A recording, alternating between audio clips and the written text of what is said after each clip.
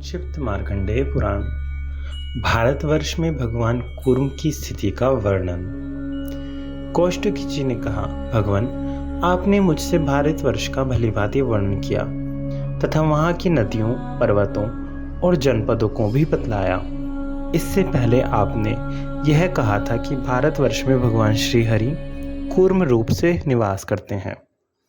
सो उनकी स्थिति कहाँ और किस प्रकार है, यह सब सुनने की मेरी इच्छा हो रही है।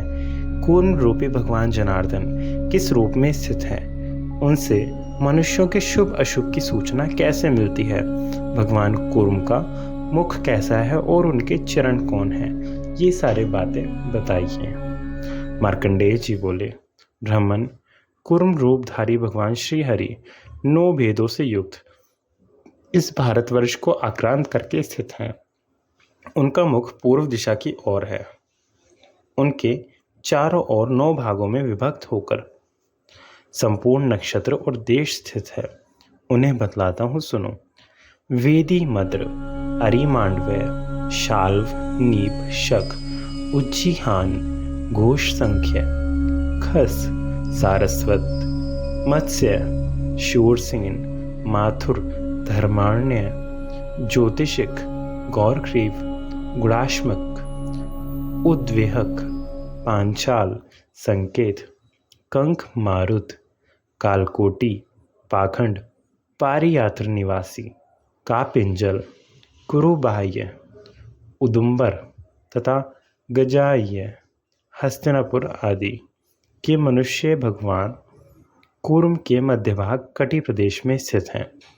कृतिका, रोहिणी और मृगशिरा ये 3 नक्षत्र उक्त स्थान के निवासियों के लिए शुभाशुभ के सूचक होते हैं। वृषभध्वज, अंजन, जम्बू, मानवाचल, शूपकर्ण, व्याघ्रमुख, खर्मक, करवटाशन, चंद्रेश्वर,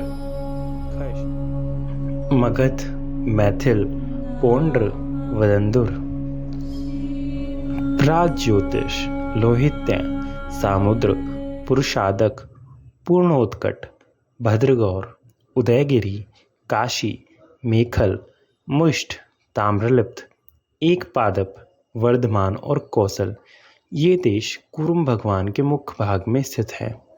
आद्रा, पुनर्वसु और पुष्य ये 3 नक्षत्र भी उनके मुख में हैं। अब कूर्म भगवान के दक्षिण चरणों में जो देश हैं उनके नाम सुनो। कलिंग या उड़ीसा, बंग या बंगाल, जठर, कौशल, मूशिक, चेदी, ऊर्ध्वकर्ण, मत्स्य, आंध्र, विंध्यवासी, विदर्भ या बरार, नारिकेल, धर्मद्वीप, एलिक, व्याघ्रग्रीव, महाग्रीव, त्रैपुर, शमश्रुधारी, कैशकिंध्य, हेमकूट, निषद, कटकस्थल, दर्शान, हारिक, नगर, निषाद, काकलालक, पर्ण तथा शबर ये देश भगवान कूर्म के पूर्व दक्षिण दिशा वाले चरण में स्थित हैं। अश्लेषा, मघा और पूर्व फाल्गुनी नक्षत्र भी वहीं हैं। लंका, कालाजिन, शैलिक, निकट, महेंद्र, मलय और दूर दूर पर्वतों के पास बसे हुए जनपद, करकोटक वन में रहने वाले लोग तथा भृंगुकच्छ, कोंकण, संपूर्ण आभिर प्रदेश, वैन्या नदी के तट पर बसे हुए हैं। अवंती, दासपुर, आकारी, महाराष्ट्र, कर्नाटक, गोनर्द, चित्रकूट, चोल, कोलगिरी, क्रौंचद्वीप, जटाधर, कावेरी के तटवर्ती देश, ऋष्यमुख पर्वत पर बसे हुए प्रदेश, नासिक, शंख, शुक्ति आदि तथा वैदुर्य पर्वत के समीपवर्ती देश, वारीचर, कोल, चरमपट, गयबाह्य, कृष्णा द्वीपवासी, सूर्याद्रि और कुमुदाद्रि के निवासी, औखावन, दिशीक, कर्मनायक, दक्षिण, कौरुष, ऋषिक, तापसाश्रम, ऋषभ, सिंघल, कांची निवासी, त्रिलिंग, कंचरद्री तथा कच्छ में रहने वाले लोग और ताम्रवर्णी नदी के तटवर्ती देश ये भगवान कुरुम की दाई कुक्षी में स्थित हैं। उत्तरा फाल्गुनी, हस्त तथा चित्रा ये 3 नक्षत्र भी वहीं हैं। काम्बोज, पहव, वड़वामुख, सिंधु, सौवीर, आनर्द, वनितामुख, द्रावण, शूद्र, कर्ण, प्राधेय, बर्बत, किरात, पारद, पांडेय, पार्श्व, कल, दूरतक, हेमगिरिक, सिंधु, कालक, वैरत, सौराष्ट्र, दरद, द्राविड़, महाणव ये देश कूर्म भाग के दक्षिण चरण में स्थित हैं। स्वाति, विशाखा और अनुराधा नक्षत्र भी वहीं हैं। मणिमेघ, शिवरात्रि, खंचन, अस्तगिरी, अपरांतिक, हेहय, शांतिक, विप्रशस्त, कोंकण, पंचनद, वमन, अवर, तारशुर, अगंतक, शर्कर, शाल्म, वेश्मक, फागुनक, वेणुमती निवासी, फाल्गुलुक, घोर, गुरूह, चकल, एकेशण, वाजिकेश, दीर्घग्रीव, सुचुलिक तथा अश्वकेश ये देश भगवान कच्छप के पुच्छ भाग में स्थित है। वहीं ज्येष्ठा, मूल और पूर्वाषाढ़ा नक्षत्र भी हैं। मांडव्य, चंडखार, अश्मक, ललन, कुशात, लड़ह, श्रीबाह्य, बालिक, नरसिंह, वेणुमतिवासी, बलावस्थ्य, धर्मव्रत, उलूक तथा उरुकरम निवासी मनुष्य भगवान कुरुम के बाएं चरण में स्थित है। उत्तराषाढ़ा, श्रवण और धनिष्ठा की भी वहीं स्थिति है। कैलाश, हिमवान, धनुष्मान, वसुमान, क्रोंच, गुरुवक, शूद्रवीण, रसालय, भोगप्रस्थ, यामुन, अंतद्वीप, त्रिगर्त, अग्रीज्य, अर्दन, अश्वमुख, चिवड़, केशधारी, दासिरक, वाटधान, शवधान, पुष्कल, अधम, कैरात, तक्षशिलाश्रय, अम्बाल, मालव, मद्र, वेणुक, वदंतिक, पिंगल, मानकलह, हूण, कोहलक, मांडव्य, भूतियुवत, शातक, हेमतारक, यशोमत्य, गांधार, स्वर, सागर राशि, योधेय, दासमेय, राजन्य, श्यामक तथा शेमधूर्ति एक कूर्म भगवान की बाई कुक्षी में है। शतभिष, पूर्व भाद्रपदा और उत्तर भाद्रपदा ये 3 नक्षत्र भी वहीं हैं।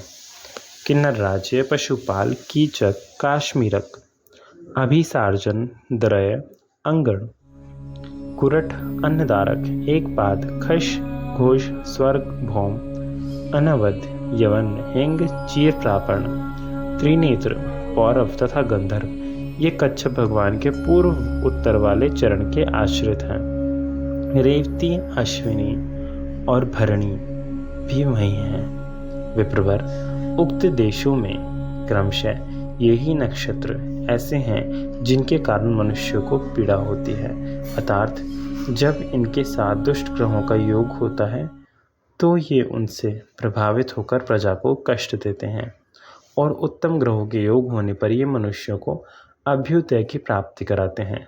जिस नक्षत्र राशि का जो ग्रह स्वामी है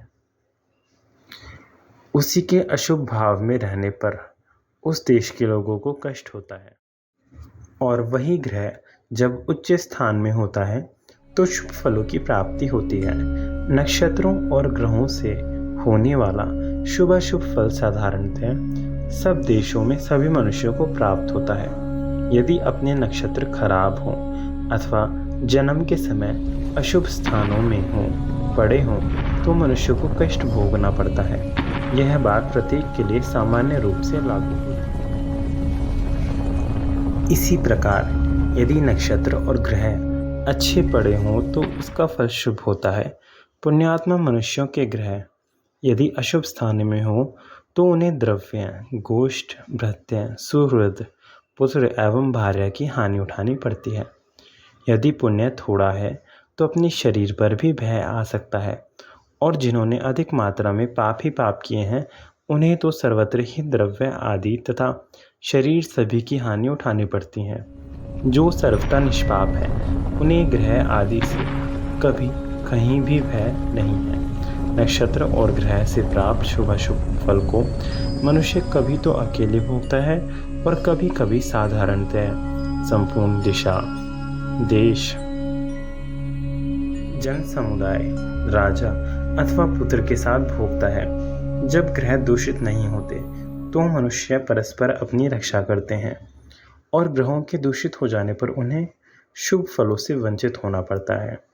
यहाँ कूर्म भगवान के विग्रह में जो नक्षत्रों की स्थिति बताई गई है, वे नक्षत्र उन देशों के लिए सामान्य रूप से शुभ या अशुभ होते हैं। अतः बुद्धिमान पुरुष को उचित है कि अपने देश, नक्षत्र तथा ग्रहजनित पीड़ा को उपस्थित देख उसकी विधि पूर्वक शांति करे, साथ ही लोकवादों का भी शमन करे।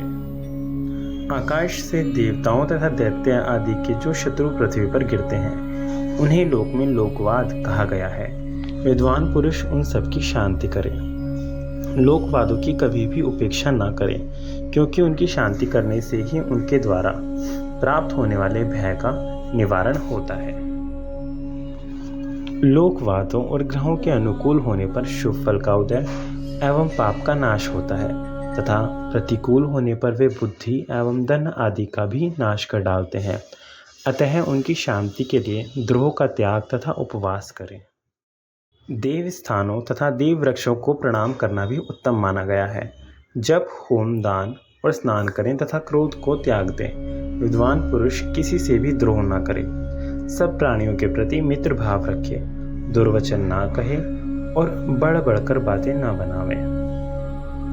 इस प्रकार मैंने भारतवर्ष में स्थित भगवान कूर्म के स्वरूप का वर्णन किया। वे अचिंत्यात्मा नारायण हैं, उन्हीं में संपूर्ण जगत की स्थिति है, उन्हीं में संपूर्ण देवता और नक्षत्र मंडल हैं, उन्हीं के भीतर अग्नि, पृथ्वी और सोम हैं।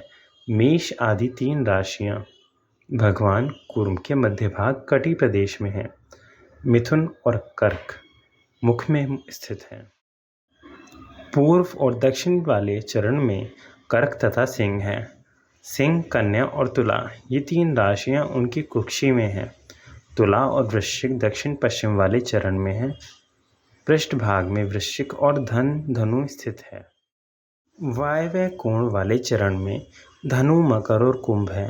उत्तर कुक्षी में कुंभ और मीन की स्थिति है तथा ईशान कोण वाले चरण में मीन और मेष राशि है। ब्राह्मण भगवान कूर्म के श्री विग्रह में संपूर्ण देश स्थित है। उन देशों में नक्षत्र हैं, नक्षत्रों में राशियां हैं और राशियों में ग्रहों की स्थिति है।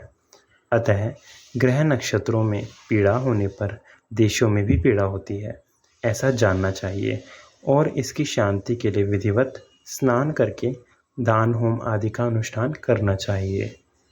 ओम नमः शिवाय।